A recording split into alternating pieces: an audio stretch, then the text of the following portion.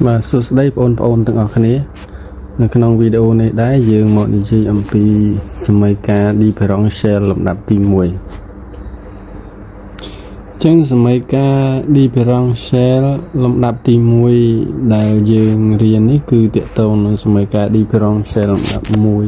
งี้สมัยการดีพร้องเชลลำดับที่มวยงี้มีนตำรงa y prim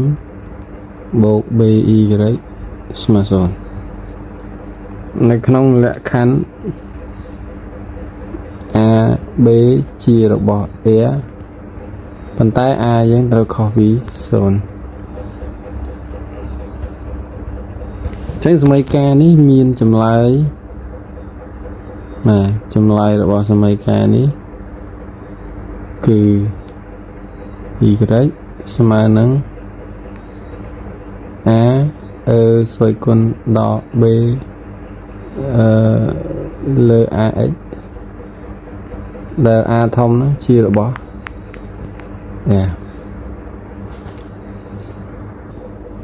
ចឹងតើហេតុអីបានជាចម្លើយបានតម្រង់បែបនេះឥឡូវយើងទៅមើលសម្រាយទាំងអស់គ្នាបាទអញ្ចឹងយើងមានសមីការមានសមីការ a y prim បូកb y ស្មើ0ចឹងដើម្បីស្រាយចម្លើយនេះគឺយើងប្រើវិធីសាស្ត្រញែកអត្ថិបាទអញ្ចឹងយើងប្រើវិធីសាស្ត្រញែកអត្ថិដោយយើងបំលែងយើងដឹងហើយថាកន្លែងa នេះគឺជាចំណុចที่យើងដាក់ដដែលចំណែកy prim យើងជំនួសដោយ dy លើ dx បូកនឹងby ស្មើនឹង0តទៅទៀតយើងលើកby ទៅអង្គទី2អញ្ចឹងអង្គទី1យើងនៅសល់ a dy លើ dx ស្មើនឹងដល់ by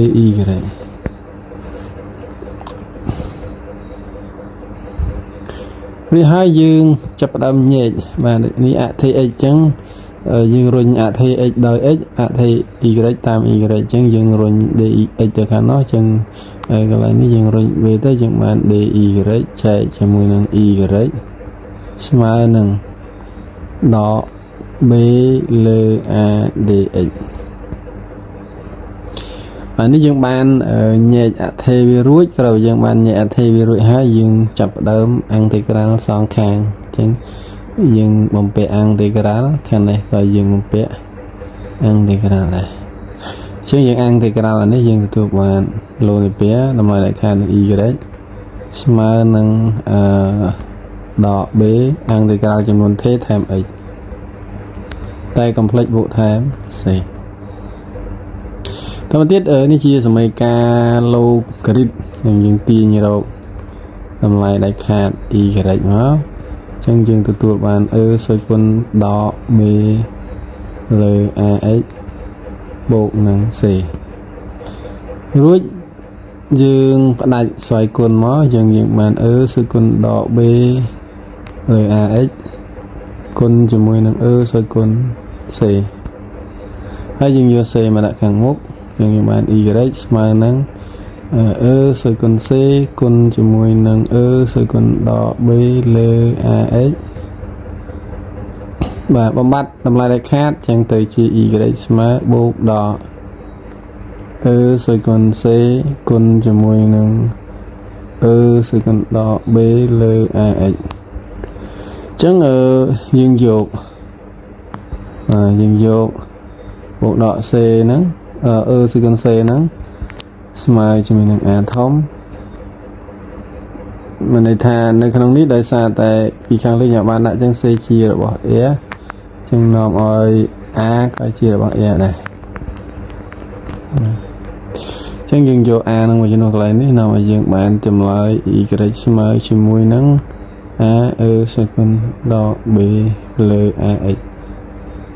ក្នុងលក្ខខណ្ឌ a ជារបស់ នេះជាការបកស្រាយចម្លើយនៃសមីការ differential ដែលមានទម្រង់ax y ព្រីមបូក by ស្មើនឹង0ឥឡូវយើងមកមើលឧទាហរណ៍វិញម្ដងអញ្ចឹងនៅក្នុងឧទាហរណ៍នេះគេឲ្យយើងដោះស្រាយសមីការ y ព្រីមដក 2y ស្មើនឹង0អញ្ចឹងតាមរូបមន្តយើងមិញដោយ a យើងស្មើជាមួយនឹង1ហើយ b យើងស្មើនឹងដក2អញ្ចឹងតាមរូបមន្តបាទ y យើងស្មើនឹង a សេគុណដក b លើ ax ដែល a ជារបស់ a អញ្ចឹងយើងយក a ហ្នឹងមកជំនួសមក a និង b ហ្នឹងយើងបាន a ស្វ័យគុណដក b យើងមានសញ្ញាដកដែរចែកនឹង a យើង1ហើយគុណនឹង x អញ្ចឹងយើងសម្រួលលទ្ធផលទៅយើងបាន សេគុណ 2x a ជារបស់ a អញ្ចឹងដូច្នេះចម្លើយនៃសមីការរបស់យើងគឺ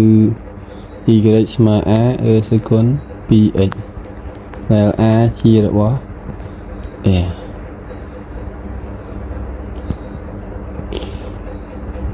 អញ្ចឹងនៅក្នុងវីដេអូយើងមានតែប៉ុណ្ណឹង